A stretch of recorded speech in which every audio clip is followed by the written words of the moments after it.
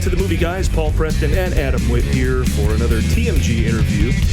We are joined by film editor and frequent collaborator with the Movie Guys, Mike J. Nichols, who's Echoing the Canyon, which he edited, is on Netflix right now. Mike's here to validate all of our questions for a special guest who is also an editor, an Oscar-winning one, who will... Well, I tell you the names of the most popular movies he's worked on, but they're right there in the title of his new book, which is available right now, wherever you get books. We're movie guys. So, I mean... I'm a book guy for this one. But I looked up where to get books. Yeah, Amazon, Target, Audible, and ebooks on Google Play Books and Apple Books. A long time ago in a cutting room far, far away, my 50 years editing Hollywood hits, Star Wars, Carrie, Ferris Bueller's Day Off, Mission Impossible, and more, is the book. Wow. And the author is Paul Hirsch. Hey! Thank you. And of course, in a career that goes that long, there will be many, many other big-time movies that he has edited, and we'll talk about as many of them as we can today, but I want to start the way your book does. Yeah. Breaking down the role of the importance of a film's editor. I want to talk about the very first paragraph specifically in the book's introduction, which to me is a microcosm of the job of an editor. For those who are listening who may not know just how important the editor is, let's start with that. Please tell us the importance of the editor on a film. You see cinematographers, actors, etc. Where do you see the editor's role and its importance in the big cog in the machine? Well, movies are made by turning a camera on actors or some kind of subject, and that film is very boring usually because it's repetitive and it may be incomplete, and existing in isolation doesn't have much meaning. But it's designed to be part of a constructed sequence, and that's the editor's job, to take the important bit out of each angle, the best take of each angle, and use it in conjunction with the other angles in order to tell a story. And so that is all predetermined? It's your first choice, or it's often a collaboration with the director? Well, there's a script, and that's sort of the roadmap that the expedition is going to take. And the director is the expedition's leader, and it's for him to say, okay, everyone, we're going that way. He looks at the map, and he says, okay, let's see where we are. Okay, we're going to go that way. And then you take his lead and go that way. Okay. We got everybody caught up. What an editor. In case you didn't know. Well, he eloquently, in the book, you mentioned something about all the other parts of filmmaking, or something that was derived from something else. And editing is its initial. This is where it starts. Yeah, it's not from theater. It's not from you don't have those things. Well, if you want me to get scholarly about it, there was a film theorist named Ricciotto Canudo who wrote about 100 years ago when film was in its infancy. And he talked about the lively arts, the 6 lively arts. And there were the arts that involved space, and then arts that involved time. And the arts that involved the rhythms of space were, in his view, painting, sculpture, and architecture. The rhythms of time for him were music, poetry, and dance. And he postulated that cinema was a 7th art, and the art of cinema comprises many of the other previous arts, and cinematography itself has antecedents in photography, which has its own antecedents in painting, and there's costume design and set design, which relates to the theater, or theatrical arts and dramatic arts, and various elements of filmmaking were derived from pre-existing arts, but film editing is native to film. There hadn't been anything like it before, of combining one image with another to tell a story by the juxtaposition of the 2 images. He considered editing to be an art native to film. Well, to that introduction to your book again, the story you tell is about Brian De Palma's Obsession, which had an edgy plot, and studios were kind of afraid to release it. You went in and you changed one shot, and suddenly Columbia releases the movie. Wow. Yeah. That, to me, kind of sums up how important it can be. It can be. In the editing process. It can be. The story about obsession is tricky because the film involves a surprise, and if you've never seen it, I don't want to give away the surprise. De Palma, he does that. Yeah, he's got his surprises, So it's, you don't want to give spoilers, but it's an interesting exercise. I think I described it in the book, but I warned people that there were going to be spoilers. There are spoilers. I mean, Death Star blows up everybody. Well, basically, without getting into too much detail, we took an event that occurred and we made it into a dream sequence, so it really never occurred. So that was the trick. Instead of an establishing shot of this event, which I won't describe, we preceded it with a shot of our lead actor, Cliff Robertson, asleep. And we did a sort of a ripple dissolve, and then we showed the same film basically as we had before, except by preceding it with a shot of him asleep, we're saying this is not an actual event. This is a look into his mind and an understanding of what his obsession is, and gives a deep dive into the character as opposed to just exposition about an event that occurred. And all it involved was changing one shot. And because the event had not occurred, then the studios that refused to distribute the picture looked at it in a different way. And it was sold. Wow. It was sold. Just one small little move like that. So, and one thing like that can paint an entire movie, and that's the power of editing. Take one thing out and put the other two images together, and you've got a different meaning. Which brings me to my most important lesson, which is context is everything. Yeah, you mentioned that a few times in the book. Yes. And so to get to the point where context is everything, you collaborate with the director. How do you collaborate with the writers? Are they once they deliver the script, are they out? Does it depend on what kind of clout they have that they stick around the post process? How does that collaboration work? Well, editors are usually the last people hired, and all the discussions about the script have already taken place by the time I get onto a project. And sometimes I will offer notes about the script that are most of the time ignored, because I worked with a young director, and I said I had these problems with the script, and he said, look, it's taken so long to get everybody on the same page and agree to shoot this. I don't want to raise these problems at this point. So the collaboration with the writers is pretty minimal, really. The only times that I've gotten involved with the writers really has been when the script hasn't worked and we're in trouble at the end, and we have to come up with something. We have to write a new scene or shoot a new scene, something to fix something that hadn't worked in the original script. But that's about the extent of how much I work with the writers. How good does an editor make an actor? Well, our job is to make everyone look good. If we see bad makeup job, you try to cut around it. If you see a bad extra, you cut around him. If the lighting's no good in a particular take, you try to see if you can use a different one. And if the actor's performance, you try to use the best moments, as long as they're consistent psychologically from one angle to the next. And it's our job to make everyone look good.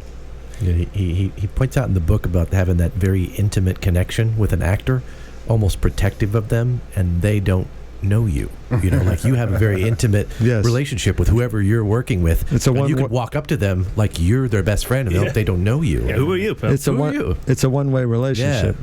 Yeah. Yeah, and you comment about Lupita saying at the Academy Awards something about thank you to her editors of the movie for making her. Was that? Yes, yeah. She did. Yeah. Very unusual. Very unusual. For 12 Years a Slave? Yeah. Right for the end. Yeah. I can't remember anyone else ever saying I don't think so. Wow. I was going to ask you that question. I've seen people thank their agent and their agent's assistant and the craft services guy and the costumer's assistant and and never mention the editor. So that brings up a question we always struggle with when I have Mike on the show. What do you make of the phrase "below the line"? Beneath contempt. I always said that if you put below the line on anything food related, that means don't eat there. Like below the line sushi, I'm not eating that. Below the line chicken nuggets, I'm not eating any of that stuff. I said there's such a contempt involved in that. I hate it. Yeah. I just hate it so much. It does sort of relegate people to a lower status, and it's unfair. Considering how we've already spent 10 minutes talking about how important the editor is. Well, and then in the history of editors, too, back before it was even considered an art, it was just something that they just had to people to put these reels together, and it was not even considered a skilled job. It was like, here, we shot these 5 shots for the whatever, Edison, what have you, and then you put those 4 together. But then the idea that you would put one thing before the other or cut something short and that sort of thing, that like editing slowly became its own art form. Before that, it was just like sewing. I mean, they hired women to do it because they thought women were good with their hands for, it was like a thing like sewing. Yeah, the first editors were women. Wow.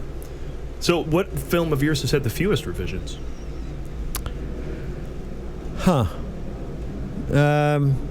Carrie was never changed. Well, that's not true. Let me think. I have to think about that. Let me see, 40 some odd films. Let me go through them one by one. The thing is, you're going into something like Carrie. You already know there's a tone to that, and Brian. Like I'm not surprised you would come out the other end of that with a fairly certain cut, just because that's a very certain movie. That movie knows what it is, and It's also a very simple movie, and it gives it its strength. I think movies today tend to be too long and too complicated, and Empire Strikes Back was locked 1 month after the end of shooting. We never made any further changes. Wow. That I told this to Paul that movie has some of my all-time favorite sequences in it in movies, because I don't think I would ask you this. Star Wars, I never believed that they were making a kids movie, and the work in it I don't think is kids movie work. And Empire Strikes Back, when they bring Han Solo out and the whole freezing thing, the whole intercut with everyone as Chewbacca's fighting and the sound and everything, it's one of my all-time favorite sequences. And that's not something that's in a kid's film. And it's character. There's so much that some of the greatest looks in there. And then Yoda making the X-Wing. How the shots are timed and they get longer and longer between each thing. I said, that stuff is genius stuff.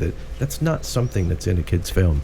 I love the work in that. Thank you. And it's got such a rhythm to it. You would think it was edited to John Williams' music. Yeah. But it's interesting that John would compose to your edit in that it's got such a rhythm to it, the X-Wing coming out of the swamp sequence.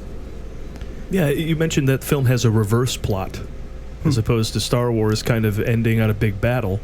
Empire begins with one. Yeah, it was a courageous move that I don't think people acknowledge terribly much, but the standard response to Star Wars' success would have been to make a copy of it and put it out and have a big battle at the end, and same idea. But George had bigger things in mind. He was thinking of it as Act 2 of a 3-act story, and he was even thinking of the triple trilogy even then. So it was bold to not copy the success of the first film, and in fact, because it was the second act, it didn't make as much money as the first and third acts. I mean, not initially. I know they were originally asking you to use the Moviola. No, what was it? The device that you wanted to use, a Chem or a Steenbeck.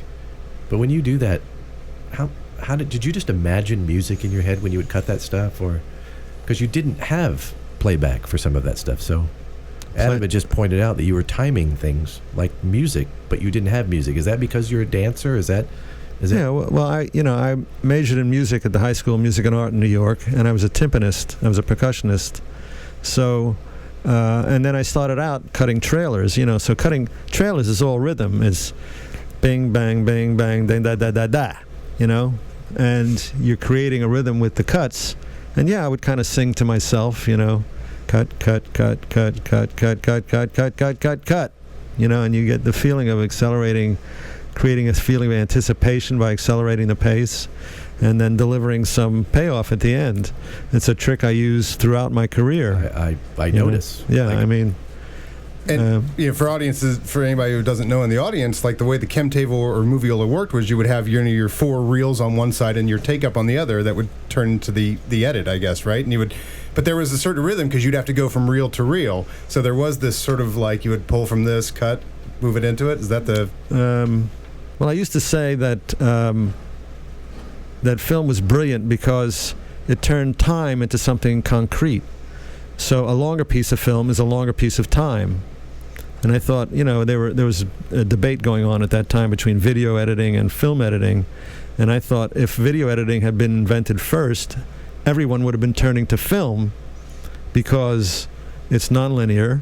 You can cut, I liken video editing to putting hoops, rings on a pole.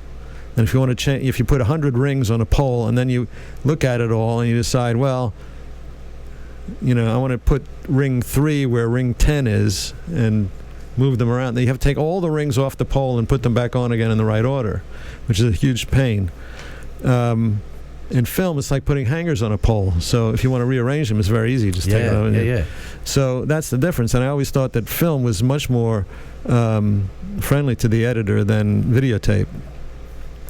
When they invented digital editing, it became very easy for me because it was an imaginary piece of film, and you would make imaginary splices in these imaginary pieces of film. And the only thing that puzzled me was my whole life, film had been moving with the tail on the right and the head, tail on the left and the head on the right.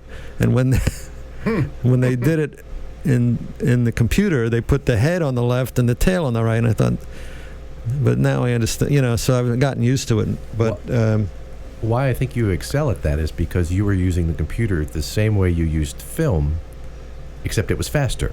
Oh yeah, and I think it's like an automatic splicing machine. Yeah. When I started working on it, I thought, oh man, I can go really fast on this. I mean, this is. I was quick already. I mean, I was good with my hands, and I could make splices and changes really quickly. But were you still doing the humming and the singing like you did before for timing? No, because I got good at it, so I didn't need that sort of internal trick. But it's like anything else you do over and over, you get good at it. Yeah. Let's talk about one time when you were really good. Let's talk about Star Wars. You won an Oscar for that, working alongside Marcia Lucas and Richard Chew. Yes. And anybody else on the team? Or do I have everybody? Well, there was an initial editor hired in England who was let go at the end of principal photography. George didn't like the cut. He was very unhappy with the cut, and so he was let go. And he and Marcia came back from London through New York, where I was cutting Carrie with Brian De Palma. And we screened the picture for them, and they said, it was basically done, so they thanked us, and they went off to San Francisco. And about 2 weeks later, I got a call from Marcia. She said, look, Richard and I are not going to be able to meet the deadline just by ourselves. Are you able to come out and help us? And I thought, this is terrible, because my wife was 1 month pregnant at the time. And we weren't even telling anybody yet. So I said, I'll get back to you. And Brian heard this. He said, what? And he called Marcia right back. He says, he'll do it. Did he negotiate your rate too, but without even talking? He's like, pay him this much money. Yeah, he says, we're paying him this much. Can you pay him that much? Okay, it's done. So then I went home and I said to Jane, I said, honey, this opportunity has come up. You remember that picture that we saw the production stills from? They actually, George asked me to work on it, and she said, do it. Yeah, biggest movie of all time, and here's an example where you didn't see any of the shooting. You came in just to work on the post. Yeah. Well, a lot of pictures I was not near the shooting. I mean, De Palma would go off on location, and he would send the film back. And when I started working with Herbert Ross, it was on a picture called Footloose, and they were shooting in Utah. And he said, you don't want to come on location, do you? I said, no. He said, fine. I said, do you want me to have somebody sit with you when you watch dailies and take notes about takes you like? He said, no, that's okay. I have a very good memory, and if I don't see it in the cut, I'll ask for it. So that was great because he just turned me loose and let me use whatever I wanted. Yeah. And that was a great expression of confidence and gave me a lot of freedom, and I was able to just cut it the way I saw it. How did the end result come out of that? Very similar to... Well, he hired me in for another 3 pictures, so I guess he was happy with what I did. I was just wondering because you commented something, and all of us have probably felt that before when you put something together that you love, and then somebody makes a change to it that always feels like it's a knife in the side. When you see the movie that they made a cut that you didn't want or something. Yeah, well, you get so close to it, and as I point out, all these pictures are handmade. Every one of them is handmade. So, especially when it was film, you were putting together a work print. You were not only making the film, you were making an artifact, which was the work print, the guide to the negative cutters, how to cut the original negative so it matched your cut. And you want to make the splices nice and clean, and to keep the work print clean. And it was used not only as a guide to the negative cutter, but it was also used for screenings. So there was a double aspect to our work. There was a craft aspect to it as well as an art. Digital editing took that part away, but on film I could do maybe an average of 10 minutes a week, and with the computer I could do 15 minutes a week, 20 minutes a week. Sometimes it got even fast. I could do even more. So the productivity increased, and I just thought, wow, I can go really fast with this thing. I consider my keyboard my splicer. In fact, that's what it is. Mm-hmm. You, in the book, you mentioned about the negative cutter cutting frame 89 versus 98 of the Death Star explosion. Yeah, that was a phone call I didn't want to get. And I told Paul it was really weird because I've always incorporated doing that trick, because I liked it.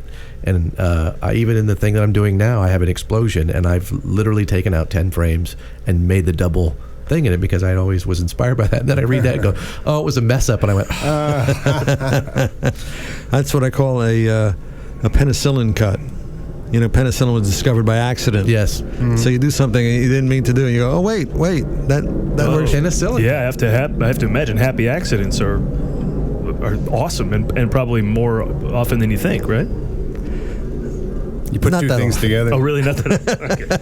But I guess I edit a lot of events and things, and when I splice together clips of an event to music, I find a lot of happy accidents. I'm not working with a script, so it's probably more for me. Because certain things match the beat, and you're like, I meant to do that. That slept right in there. Yeah, right. I had no idea that was going to work. Yeah. But one thing that Mike and I are always railing against in modern movies today is overwriting. Character is talking about what they're doing, or recapping what just happened, or saying a bunch of things that they wouldn't normally say if you were listening to two people talk. Yeah. And so a good example from Star Wars, in the editor's job of not just taking the scenes and putting them in order or moving them around, but losing them entirely. You made the choice with your team to get rid of the Jabba sequence. Yeah. Good call, because apparently he just recapped a bunch of stuff we already knew about Han's predicament. Yeah, and then George put it back. Yeah, I know. Yeah, I know. Well, the special editions. Shall we get started on that? Shall we begin with the special editions? I don't want to go down any fan rabbit holes, frankly. Well, the other significant one is removing the big sequence in the Luke and his friends, which is shown up in a lot of special editions. And if you had the books, as we did, those pictures were in there, which was always kind of interesting. But that has I feel like that choice to take that out, because we'll get to all that info later, or that will be revealed in some other way. There are so many movies I see that do that sequence up front that you're like, clearly it's from a note, like the audience was confused, so they just put a bunch of info at the top to let you go. But I love in Star Wars how that, by taking that out, all the magical revelations of all those things comes later. Yeah, that was a good move. Yeah. But also you described it as C-3PO and R2-D2 experience the world for the first time as the audience did. Otherwise, we would have been living in that little world way before that even happened. Yeah, we had no idea the planet was even inhabited. Yeah, that's such a great point. The first sign of life is the skeleton of this dinosaur lying in the sand, and it's and then the next thing is the Jawas. So by the time I think Luke and his uncle are the first humans you see. And they have a perfect entrance because of how it's lit up. So it's a much more organic introduction to the character than an arbitrary cutaway to Luke in the middle of the opening battle, which is what it was. And the whole film gets shot, but so much of it has to be put together in post because they relied on groundbreaking visual effects. And you visited the set, and you describe it well in your book. Can you tell us about going to see everything that it was John Dykstra, right, had put together for the movie? Yeah, so when I was finishing Carrie, I came out to Los Angeles. I was still living in New York at the time. Came out to Los Angeles. I was staying at the Chateau Marmont, and George sent me a copy of the script, and it was called The Adventures of Luke Starkiller, Star Wars, The Adventures of Luke Starkiller, and the Journal of the Wills. And, I read it, and X-Wing, Y-Wing, TIE Fighter, Wookiee, Jawa, and I had no idea, but I had seen a book of production stills. So I sort of took the script on faith. The script is really a blueprint and is indecipherable as a blueprint. You really have to examine it detail by detail. And it doesn't read like other scripts that have less intricate designs in terms of special effects and so forth. So anyway, George invited me to come see him out at ILM, which was in Van Nuys at the time. It was in a kind of a warehouse, had a rolling metal door, I remember. And I went inside, and there was all these guys working on various aspects of the visual effects, and there was a model. It was a corner. It wasn't even they didn't have separate rooms or anything. It was just another, part of the big space they were in. And they had a pile of empty boxes of airplane model kits from, World War II battleships and planes and there's one now. There's one now. We're playing sound effects like a morning show. We're doing it. And they had taken little bits from all these model kits and put together, to build the Star Cruisers and all these things. And there was a motion control camera that operated along a track, and it was connected to a computer that controlled or memorized its action on paper tape, which was the state of the art at the time. And there was a star field, and then they had a separate room for the optical benches, and to get to the room you had to go through an airlock.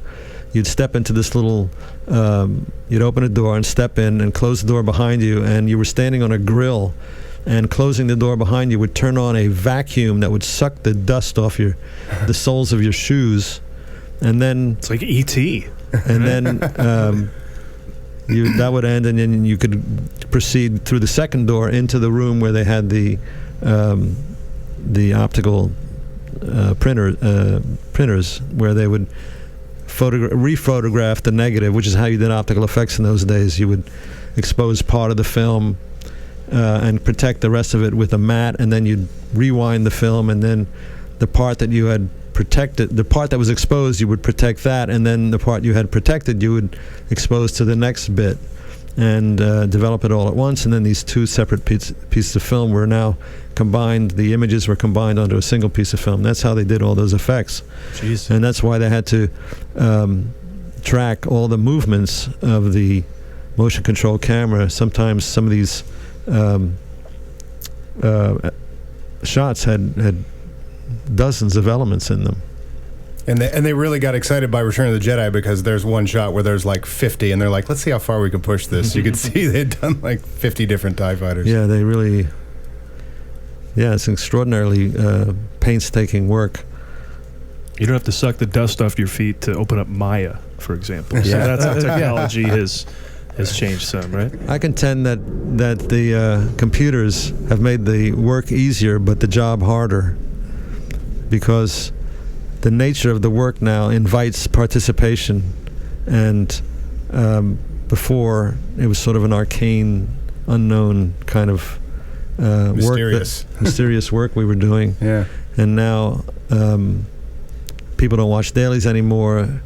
The dailies go up on Pix or some site, and you get notes from the executives saying, put that cut up on Pix, and we'll look at it over the weekend. And then you get a 343 feet and 7 frames, because you extend that shot a couple of frames, and sort of takes all the fun out of the work. So it makes the work easier, but the job, has suffered. And a lot of the old guys that I talk to, old guys like me, I say, the job stopped being fun, didn't it? It used to be fun. It was enjoyable, and it's not so enjoyable anymore. And I hear this again and again, that people just agree it's not as much fun as it used to be. Certainly gone are the days where, because we just saw Apocalypse Now recently, and that was edited for like a year, right, or longer. They kept saying, like, when is this? 3 years. Yeah, like no release date. Just when he's done editing it, it's going to get released. That's a very different era. Yeah, I mean, in those days, they would look at a film finished and then decide when to release it. Yeah. Which makes a lot of sense. It makes a lot of sense. Yeah. Jason Blum is a person now who is trying to follow that old school method. We know when we would like to release a film, but we're not going to make a date because we want the film to be as good as it can. So loosely, Halloween time, can we get it done? But they won't adhere to it. And I think that, like you just said, that's a better way to make those movies, is get to a point where it's good and then figure out what to do. I was wanting to ask you something about John Hughes, but Adam, we were talking about this right before you got here, the lightsaber thing. Yeah, well, speaking of special effects, I think one of the many great behind the scenes stories that even obsessive Star Wars fans don't know, reading your book and is revealed, is the great old question: why is Darth Vader's lightsaber red and why is Luke's or Obi-Wan's blue? And the answer is Paul Hirsch. Well, to be fair, George came to me and says, I'm going to color the lightsabers. I was thinking of blue and red. What do you think? I said, well, yeah, if you do that, then, I had majored in art history at Columbia, and I had learned that in the conventional Christian art iconography, blue represented the celestial and red represented the earthly. So if you're going to take good versus evil kind of situation, then I would put blue in Luke's hands and red in Darth Vader's, and that's what he did. Yeah, you're speaking George's language when you say when you talk about those levels of meaning, I think, right? Celestial. Well, I think that part of the reason that Star Wars succeeded to the degree that it did was that it has a very strong moral underpinning. I don't think that you can have a huge success unless there's a strong moral message in the movie, whether it's explicit or implicit. It has to be based on something that connects with people's sense of right and wrong. I think that's why it's so universally accepted all over the world. Yeah. Well, then let's talk about Blowout. Because I love that film, and that may not have had a good old Make America Feel Great finale.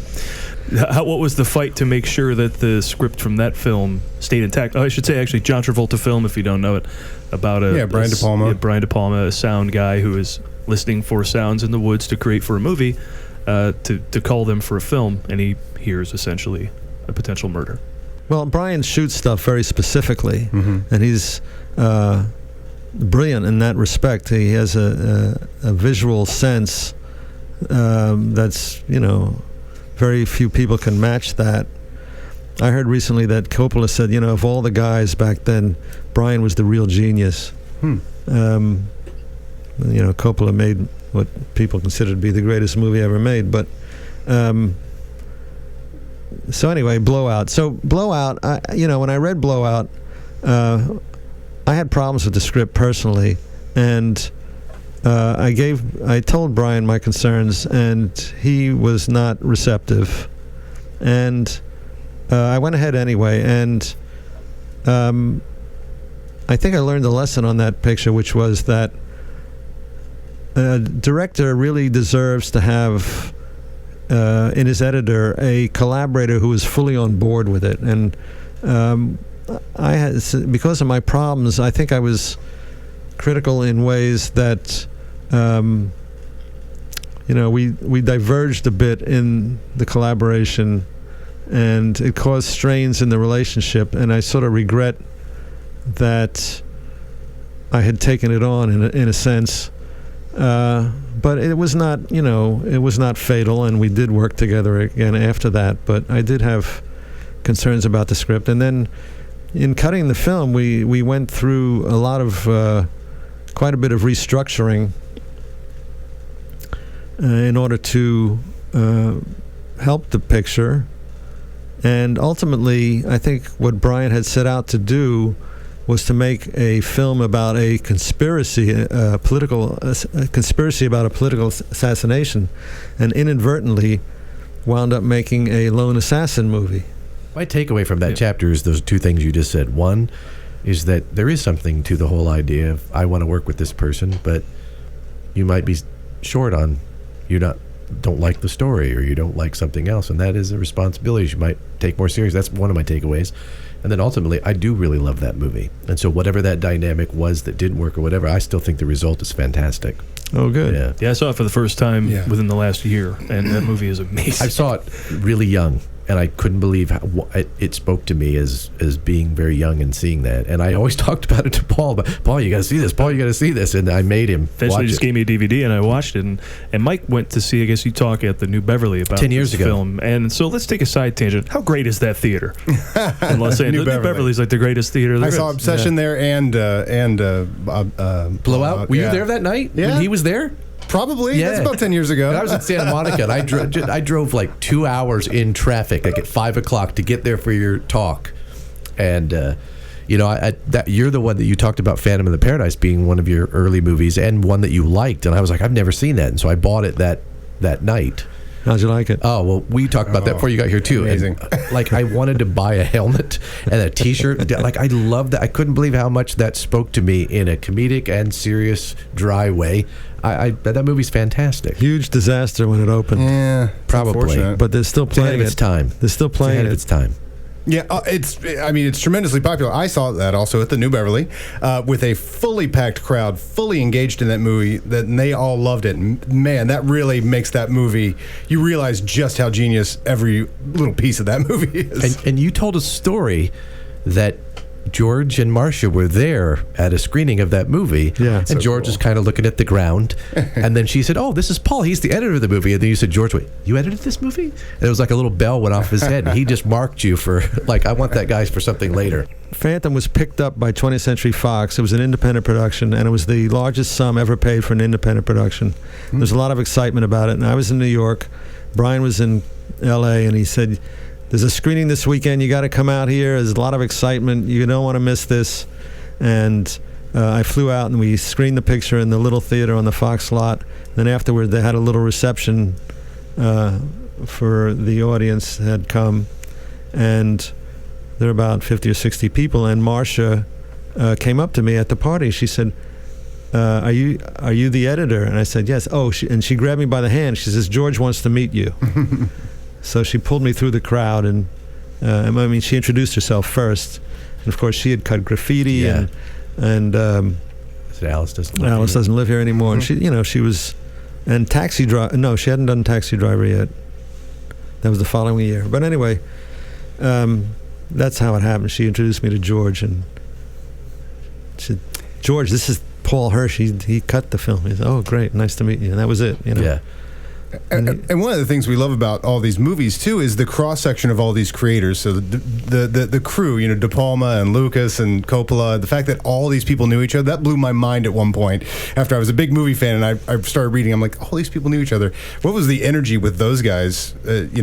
Just constantly being creative and on to the next thing. And well, they fed off each other, and they, each one was coming up, an exciting new director coming up, and they they're excited being in each other's presence and watching each other's movies and sharing thoughts and competing, I guess, and I used to say George and Steven were like two guys playing a video game trying to run up the highest score, how many $1 million can your picture make, Were you ever punched or shot by John Milius? No, but it's funny. I met John at a party. George used to have these 4th of July parties at the ranch, even before anything was built there. He just had the property. And I just read an interview with Milius, and I found myself talking to him, and we chatted for about 10 minutes, and everything he said to me I had read in the article. So he was just sort of delivering his press release. He's got talking points. Yeah, he had his talking points. Well branded, his personality, from what I gather. John worked with a friend of mine, a composer named Basil Polydorus, who I was very, very fond of, and who died at a very young age. He was Conan the Barbarian. 61, and he was a great guy. RoboCop's own, right? RoboCop, yes. Yeah. Hunt for Red October. And Lonesome Dove. Oh, yeah. It was like 6 instruments or something, and it's beautiful, beautiful score. Yeah, he's very you talented. work with John Hughes, which is very, very different from the Lucas, Spielberg, like all that group of people. Another genius. Yeah, in its own way. He was. Like you were talking about working with the writer. You were actually working with the writer and the director of the movie, and that movie it's one of those things where I adapted the push-in, and I know you comment on it at the beginning of the book, like how you would have a wide shot, and even my little Super 8 films, I did that all the time. And then reading in your book, you're like, I think it was Herbert Ross that said, "What's with the push-in?" Mm-hmm. The punch-in. The punch-in. Yeah, no, that wasn't Herbert. Where without changing your angle, you just do the into a closer shot. It's a director I don't want to talk about. Oh, okay. All right. But like I started picking that up in Ferris Bueller, because there's a lot of tripod shots in that movie, not a lot of moving things. And John once said, "I don't really understand coverage. I think it has something to do with math," which I guess was not his favorite subject in school. Yeah, back in when I started and coming into the business, the director was considered to be the key element in the creative package. And in those days, if a director had a successful film, the studios would come to him and say, "What do you want to do next? What have you got a project you want to do? We want to work with you. What do you got?" And it doesn't work that way anymore today. At the studios, at least as I understand it, I'm sort of edging out of the business now. They have teams of what they call creatives, the creative executives, the creatives, and I'm a creative. And that's not said with any disdain at all. I'm not saying that with disdain. It's what they call themselves. Right. It's sort of self-parody. But anyway, they develop projects. They have development projects. The studio in those, when I worked with the studio, I worked for 20th Century Fox when Joe Roth was the head, and they would develop about 100 projects every year, and they would make maybe 20 or 24 of them, something like that. They didn't make more because the marketing department couldn't handle more than 2 a month. They just couldn't come up with campaigns for more than that, and that was the way it worked. It was that was the norm in the business. So they made maybe a fifth to a quarter of the development projects, and most development projects never went anywhere. The thing about John Hughes was he would write these brilliant first drafts, and he'd never change them. And the studios got to understand that was his modus operandi, and the result was that he would. The 2 films I did with him were the 2 longest first cuts I'd ever done, because he had overwritten, and it was obvious from reading the script that too many pages, and he wouldn't rewrite them, and he wouldn't let anyone else rewrite them either, and he insisted on shooting them as he had written them, and they were brilliant. But then, of course, we'd start, cutting on film, and that's not really the most efficient way to do it. So on Planes, Trains, and Automobiles, we shot for 85 days. And some days we'd have 3 hours of dailies. I'd come out of dailies, I'd say to the crew, "We just watched more film than the whole film can run." And one day's dailies out of 85. So is it just a lot of takes, or is he would come up with new material. Yeah. I went down to the floor one day and I said to the script supervisor, "How are we doing?" She said, "Not great." I said, "What do you mean?" She said, "Well, the master runs 14 minutes. I said, "Well, the camera only holds 11. She says, "We did a pickup." On the master shot. Yeah. So an initial cut of that ran 3 hours, 45 minutes. Is that right? So anyway, we sat down to go through it, and John had taken a 2-week vacation at the end of principal photography, and the studio was going nuts because, anyway, so I write about this in the book, and I go into some detail about it. But anyway, we sat down. He had been thinking about what could be cut out of the script, obviously, and I mean out of the film. So we had this 3-hour and 45-minute first cut. So we went through it on the cam. We go through. All right, let's dump this. We're not going to do this. Forget this. There was a subplot about Steve Martin's wife suspecting that he was having an affair, and she had scenes with her mother talking about the marriage, and we ditched that whole line, and there were other things we just threw out whole hog, and just wholesale cuts. Wow. And in the first pass, we got down to 2.5 hours. So we took out from 3:45, we went to 2:30. We'd taken out 1 hour and 15 minutes. I said to John, we just eliminated 28 days of shooting. Wow. And he just shrugged, because it's damn Fincher-esque, right? Didn't David Fincher do 30 minutes? Yeah. And his is all takes. You said something too, that he would actually just turn the camera on and they would just keep rolling through takes. They'd never stop the camera to do, so the whole roll would just roll out and they would just keep doing takes. Yeah, he wouldn't stop. John never said cut. Yeah. Wow. Run out, reload, and then you'd... And the difficulty, of course, is we were on film then. If you have a close-up of John Candy and it gets to the end of the scene and John says, okay, pick it up from, and they do it again, and then maybe a third time or a fourth time on a 1,000-foot roll, there's no visual clue to where the take ended and started again. So finding line readings was really difficult. That movie is funny. Yeah, it's funny. It's kind of funny.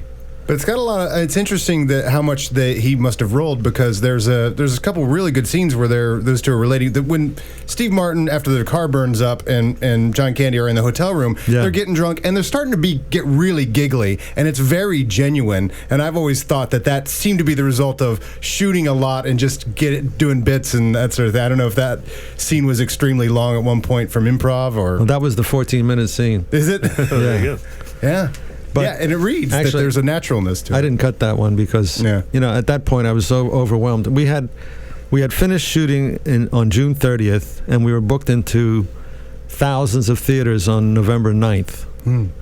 So we had to mix in October, and it was going to take 3 weeks or, at least. So we had to be locked by the end of September, basically.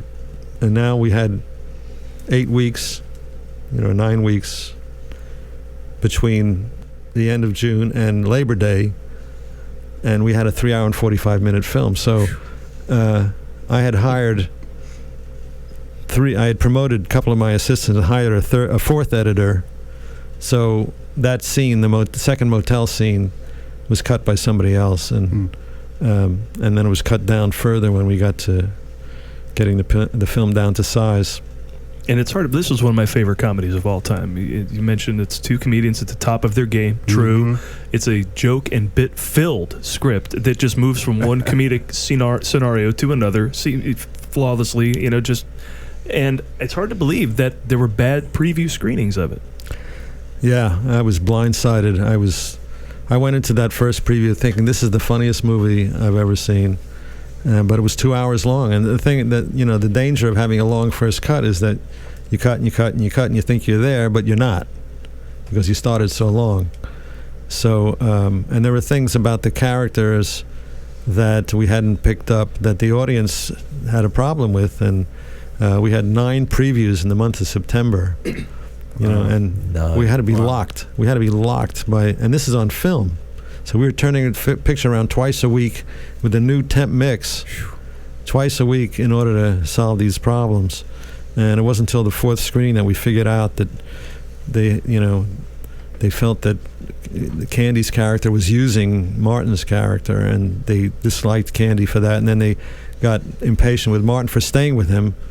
And then the first screening, we had 20 people walk out, and I was blindsided by it. And I've never recovered, frankly. I never go into a preview feeling confident ever again. 'cause you just don't know. Well, it's tough to have a movie with an annoying character who's supposed to be lovable. You know, I mean, that's a tightrope. Yeah, and he's supposed to be boring. Yeah. The thing about, unlikable because he's boring. How do you make a boring character interesting? It's funny. I think you're talking about John Candy boring, and you made it talking about John Candy. Oh! But they're both problematic in that they could both be annoying for different reasons. And I was talking about Candy. Oh, you were talking about Candy. Okay, because Candy's supposed to be boring. That he talks. Because he's a salesman, right? Because Neil seems pretty boring too, because he is just a stolid businessman who doesn't seem to enjoy anything. And he's a jerk too quickly in the movie too, which I always thought was kind of an interesting risk. He goes off on John Candy so early, which is very interesting dynamic, which may have been in the edit. Maybe that was way later or whatever too. Yeah, that callback montage at the end helps a lot by making that movie. Oh yeah, when he just goes back and he's replaying everything that John Candy said, which now has more weight to it because his wife's not alive anymore. And that was a discovery we made. That is the ending to the movie. It really helps. It's a lot of heart. Yeah. No, that was the key to finishing the picture, because the original, as written, was they separate at the train station at the L on the Loop in Chicago, and Steve gets on the suburban train, says goodbye to Del. He goes out to the suburbs, gets off, and goes into the suburban train station and trips over Del's trunk once again. And Del is sitting there, and he says, "What are you doing here?" He says, "I got a lift from one of the truckers." And he says, "Yeah, but what are you doing here? Why aren't you home?" And Candy says, "Well, I can't go home." He says, "Why not? Why can't you go home, Del?" He says, "I don't have a home." And then he tells the story about Marie, and she was sick for a long time, and then and he has this long monologue about how he's alone, and he latches on to people during the holidays, and sometimes he goes to church, and people started laughing like you just did. Yeah, I'm thinking about just how that would not work. Yeah, and people started laughing, and we thought, oh my God, and then the longer he went on, the more people laughed, and it was not a good laugh; it was a bad laugh, and we thought, oh no, this is not working. So we reconceived, and then I forget, how it happened. You work with people, these ideas come up, you don't know where they come from. But what we did was we cut the whole scene. The suburban train station where that took place had never been established, nor had the station back in the city. So what we did was we had shots of Steve on the train, and we did those flashbacks to moments in the film where Candy hinted at his being alone and homeless. And then we cut to the train going back into the Loop station by running the film backwards. We only had one shot of the train leaving. Oh wow! So we ran nice.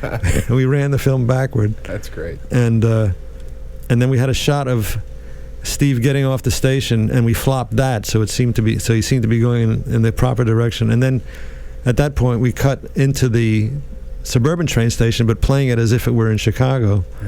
And we cut out all the dialogue, and he just looks at him. He says, "Come home, come with me." Wow. So it helped because we got rid of the scene that was not working, and also it gave Steve's character more depth because he was empathetic and understanding enough to perceive Del's situation without having to be told it, And it gave Del more dignity, that he wasn't throwing himself at somebody, at Steve's feet, and it was better in so many different ways. Great. Cut to every time you go away, and you've got yourself some John Hughes magic right there. Yeah.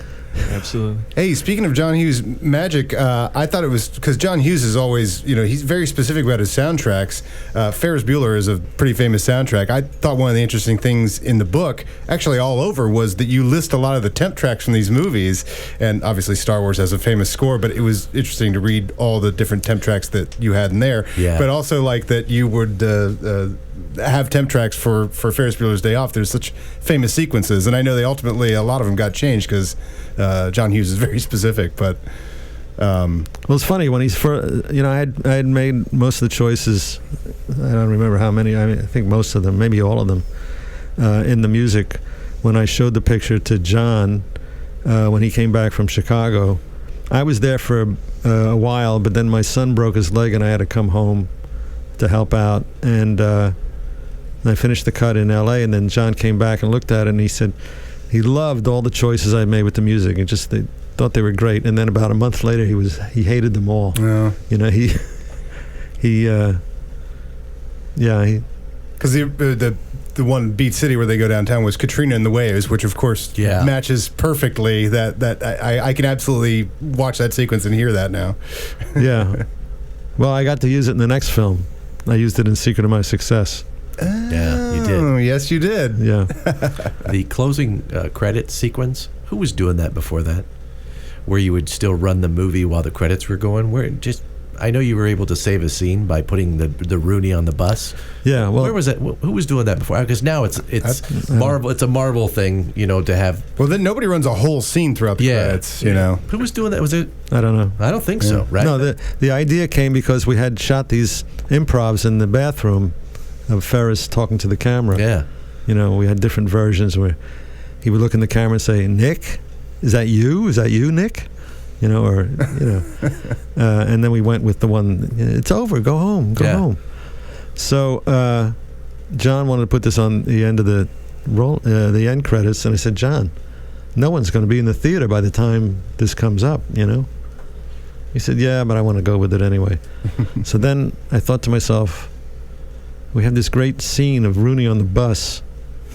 We could run that during the credits, and people would stay to watch that. Yeah. And then, and that way they'll see the tag at the end. So it was a really funny scene, but in the context for which it was written, it just killed the pace of the movie. Yeah. There's all this stuff going on that we couldn't stop for a 3-minute scene about warm gummy bears. Yeah. That's iconic to me of seeing that, and I just assumed, lots of movies did that before because I didn't know. Well, I realized, I don't think so. Airplane did a post-credits sequence. They cut one last time to the guy in Robert Hayes' cab. That's right. I always thought that was so funny. That's right. But there was no scene to keep you there. Through. So that was what was kind of revolutionary about Ferris. Well, it was just necessity is the mother of invention kind of thing. Can you talk about one more film? Yeah. Because Joel Schumacher gets a lot of grief for his Batman movies, but make no mistake, he has some masterpieces in him. He's got lots. One, I think, is Cousins, an unabashedly romantic movie that I am absolutely in love with. Based on a French picture. Yeah, Cousin Cuisine. Cousin Cuisine. A Time to Kill is no slouch, but you worked on Falling Down, which I think is an exceptional movie. Yeah, I like Falling Down. Schumacher catalog. I was defense once for Halloween. It's an easy costume. You crack your glasses, carry a bat, and I didn't know that. I would do it again because it's low maintenance. But bat and a briefcase and a tie and the cracked glasses, you're off you go. And of course the name tag. Short sleeve white shirt. It's a great image. Yeah, but the guy. There's a scene where he's on Wilshire Boulevard in Hollywood. I think it's Hollywood, and he sees a guy being arrested. A black guy is being arrested. He's standing in front of a bank. He says, "I am not economically viable." They say I'm not economically viable, and he gets arrested by the cops and taken away. And I don't know if you've noticed, but they're dressed exactly alike. Oh wow! Well, an excuse to watch that again. And Michael watches him being taken away, and the guy leans out of the police car. He says, "Don't forget me." Oh, wow. Oh yeah, I do remember that. Yeah, I forgot that they were dressed as Bondi Curtis Hall. He's great. Yeah, he's great. Yeah, and they're dressed the same. Now, this sort of type of movie was, I don't want to say it was big back then, but we'd come off of Do the Right Thing, and now the LA riots actually happened, and you launch into Falling Down, if you don't know, which is about a man who is sitting in his car dealing with a fly that eventually he cannot kill, and he just goes nuts. He goes out in the street and gets into contentious situations throughout Los Angeles. He flips out in his car, stuck in traffic, and does in a traffic jam. Yeah. Does the most antisocial thing you can do in LA, which is he gets up out of his car and leaves it on the freeway and walks off the freeway. I mean, you can't do anything more antisocial than that. Now, but we just had the LA riots, so what was it like making a film in this? The riots happened while we were shooting. Okay, well, yeah. So what was? Well, we had to stop shooting. There? They were told to stop shooting for a day or two, and then afterwards, somebody said, Joel, you should shoot, because everything was shot on location. Almost everything was shot on location, and definitely feels like it. It's got a realistic feel. I feel like you can touch everything in that movie. You can feel the heat in that LA. And somebody suggested to Joel that he shoot with using some of the burned out buildings in the background. He said, "I would never do that. I would never profit from somebody else's misery." Wow. Yeah. Okay, at least no one thought those were the riots happening when Michael Douglas was yelling at somebody in the street. Seeing the shooting, looking for cameras, making sure, okay, this isn't just a guy going nuts. This is a movie actually being filmed. But the movie itself, Schumacher, just the opposite of Hughes, right? Shoots very little film, very few takes. Yeah, amazing. The least amount of footage I'd ever experienced. I mean, it was just remarkable. And I asked him, "Why do you shoot so little? Don't you worry about it? What if the negative gets scratched?" And he just sort of shrugged. He said, "The reason I shoot so little is because dailies are so boring." Yeah. He was a director of photography for years before that, right? Set designer. No. Set designer? He was a costume designer. Costume designer. He started out dressing, mannequins in Henry Bendel's window in New York. Yeah. And then he wrote the script for The Wiz.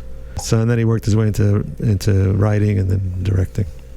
But the studio thought Michael Douglas's character went too far when he shot. It was a gang member, right? Yeah. And then he stole their guns. Yeah. And they wanted to take it to just he steals the guns. They didn't want him to shoot him. But I don't get that because he had just come off of Basic Instinct, Fatal Attraction. His next movie was going to be Disclosure. He played volatile characters all the time. Yeah. Interestingly, when Joel sent Michael the script, he was offering him the part that eventually went to Duvall.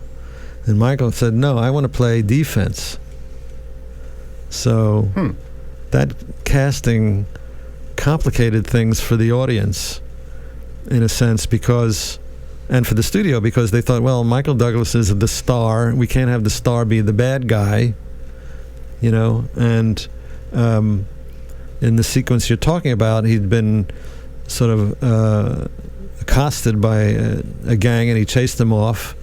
Using the baseball bat that he'd stolen from the Korean store owner that he'd, terrified, and then he takes a switchblade or a gravity knife or whatever from one of those guys, and then they come looking for him and they shoot at him in a drive-by shooting attempt, and they miss him and they crash their car. The stunt guys couldn't get the car to crash, so Joel gave up on the whole idea of shooting the crash. So you just hear the crash, and then he staged the consequence of the crash because he couldn't get.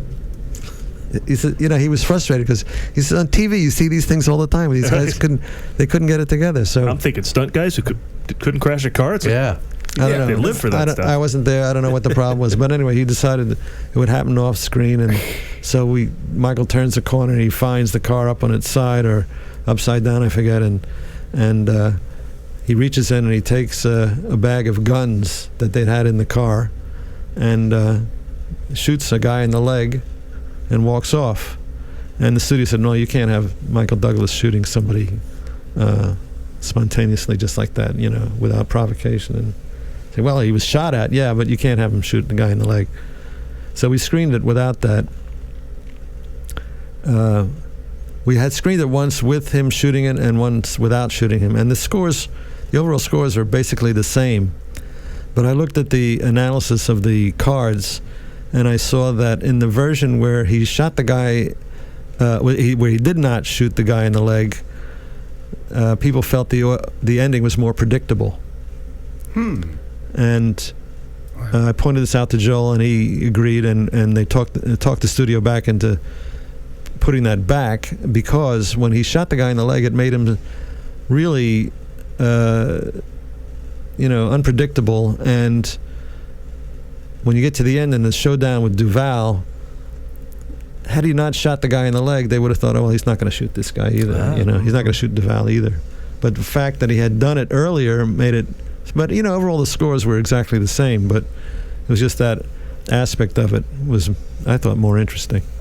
I love Michael Douglas. He could have romancing the stoned his way through his career as a hero lead, but he just took on these edgy parts, and I'm a big fan. Always have been. Well, listen, Mission Impossible, Ghost Protocol, Ray, Steel Magnolias. There's tons of movies. Footloose. Footloose. That you. I want to bring up Footloose for just one last thing, because with Footloose, we talk about how a frame can be important. Like you have put many stories here where you're fighting and arguing for 1 to 8 to 10 frames, and lo and behold, Footloose comes out on VHS, and the whole thing is out of sync because of like 8 frames or something like that. And it went out to like 5 frames. Thousands and thousands of copies went out to the world. Horrible. And there's your work. It was horrible. I've wondered how many jobs I lost cutting musicals, but people putting in the VHS of Footloose and thinking, this guy doesn't know how to cut the music. This guy's hopeless. But it was in the theater. It was correct. It's the VHS. Yeah. And it's only the first portion of the movie that's out of sync. First 5 minutes. And I confronted the guy who did the transfer, and I said, and he put a 5-frame freeze frame at the end of the sequence. Because he knew. And I said, well, what is that? And he says, well, when we got to the dialogue, we could see it was out of sync, so we backed up and added the 5. I said, why didn't you get back up to the head of the reel? It was just 2.5 minutes. I was just frustrated. And I said to Paul Hager, who was head of post at Paramount at the time, can't we do anything? He says, no, it's already gone out. But to this day, though, the Laserdisc, was it also out of sync? No, it's been fixed. All right. It's been fixed thanks to Fred Chandler, who... Anyway, that whole world is gone. If you don't know the opening of Footloose, it's basically feet dancing to a song. So the sync is crucial. It is. Like that's all it is. And the feet movements, yeah. But so we won't talk too much about these other movies. I do want to ask one question because we love Tom Cruise. We're movie guys unabashedly. Keanu Reeves, Tom Cruise, we love him. Yeah. But you hear I love him too. You hear about him meddling in movies he's involved in. Well, he's a producer now, so it's not meddling. It's his job. That's right. Good, because I want to always get Tom Cruise's back wherever I can. He's the last great movie star, and everybody has a Tom Cruise story. The other thing about Tom is that he has worked with every major director you can name. Yeah. Almost. Worked with Kubrick, Scorsese, Coppola, Spielberg, De Palma, Ron Howard. I mean, you just go down the list of important directors. He's worked with them all. He said in interviews that... Everybody wants him. Yeah. And he's the hardest working person I've ever known. And he's just extraordinary.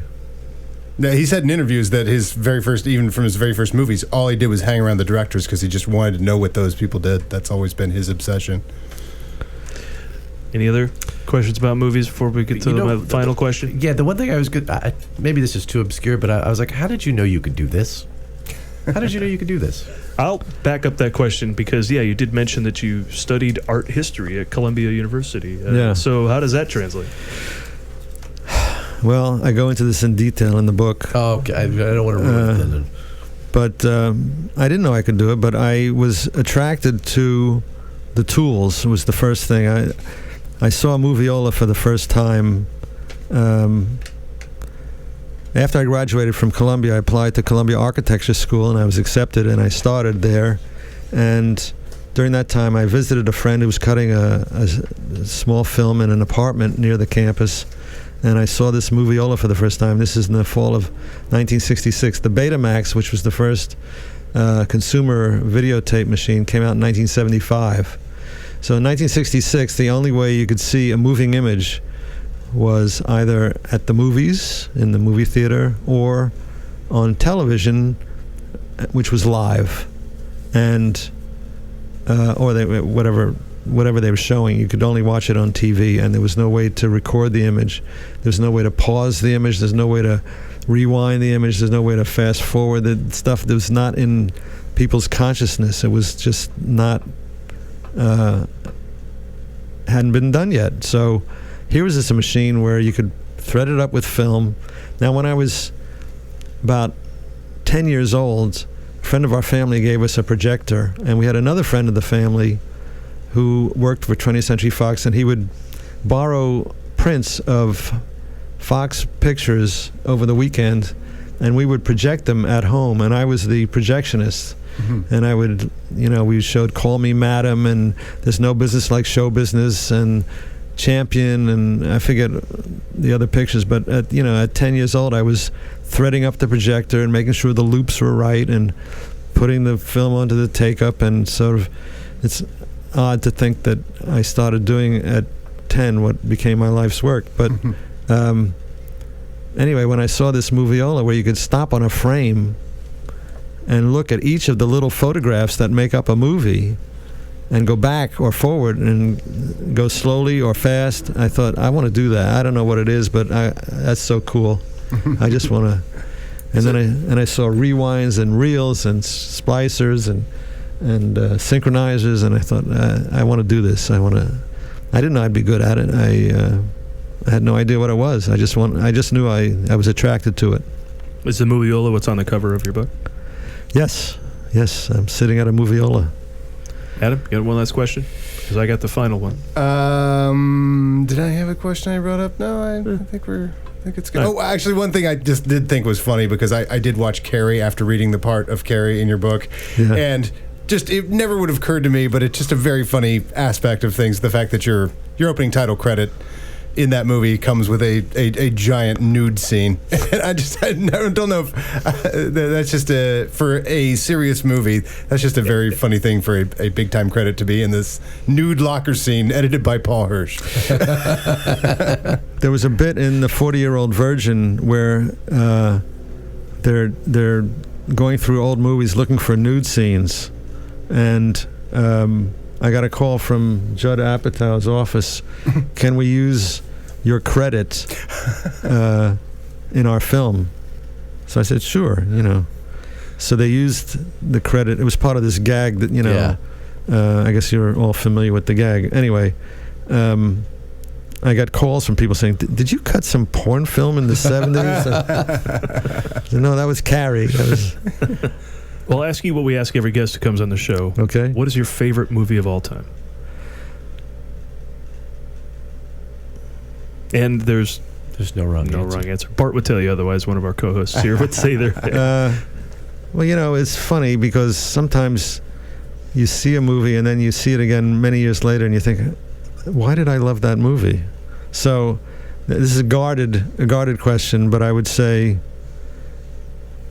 oh gosh, I can't answer with a single one. I'll just say people cheat all the time too. Just for the record, they name 5. They name what their favorite is right now. Yeah. So mine shifts. You can put all sorts of caveats on it. Well, Citizen Kane. It's film school, right? I guess. Yeah. When did you start appreciating as an editor? Did that movie change for you over the years as you watched it once you became an editor? I don't watch movies over and over again. Oh, okay. I feel like I have limited time, and why should I watch something that I've already seen? Although occasionally I'll see something more than once. But I saw Citizen Kane when I was a student in Paris before enrolling in architecture school that fall, and it had a profound effect on me, and I guess really changed the course of my life because I gave up architecture to take up film. It was part of a series of Wells films that I saw in Paris, and I knew nothing about any of them, and it was the best way to see a movie is not to know anything about it.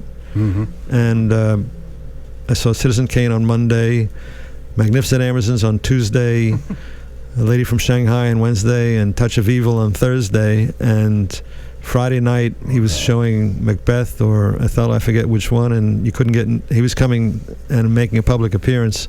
You couldn't get near the place. So those 4 films, I didn't understand anything about film, didn't know anything about it, but they had a profound effect on me because they were so brilliant, Side note, normally we ask everybody their favorite movie, but I'll ask you, what do you think is the best editing you've ever seen in a film? Now, it's tough to tell. We always make the case sometimes, unless you've seen all the footage, it's tough to know what the best editing is. But what film have you seen where you just admired the choices or the pace or whatever other editorial choices you saw? There's so many talented people working these days. I'd have to say Citizen Kane. Because you judge the editing by the quality of the picture. you can't know. My wife says to me, "How do you know if a film is well cut?" And I said, "Well, sometimes my biggest contribution to a picture is taking a scene out. Mm-hmm. So, you're not going to be able to tell by looking at the film that taking that scene out was the key to making it work. But you have to judge the finished film and assume that it's that way because the editing was brilliant." All right, keep a little mystery. I want to point out something, Paul, that I think this is funny, that I asked him about how he knew about getting into this. And for me, the whole idea that I'm so jealous of this. I wanted this so bad as a kid to be able to watch Star Wars myself. This is the first time in my life that you could ever take a movie and move and count frames and do anything. Amazing. It was this stuff. Yeah. And it made me Star Wars Super 8. Star Wars Super 8. Yeah, the Super 8 film you could get at the store, and being able. Now, what's the version on there? Can't be the whole movie. No, they cut them way down. 7 minutes silent with lower. Now, there's a few of these, but the idea that for home viewing you could study things, and I could take and look at count the frames and stuff, was why I became very fascinated. Like you had the Moviola where you could do that. I became really fascinated, and this is because of this movie that I was able to do that same thing on a very low-end scale. Now you say that, it makes me realize that I'm probably mistaken, that there were ways you could do that. I mean, that people who were into home movies had little viewers with a crank. They could crank, and so they could see film, but that was the only way. I had the 1 minute or less, 30-second reel of Star Wars, which cut Star Wars down to, I don't know, what do you think that was? It's less than 2 minutes. 2 minutes.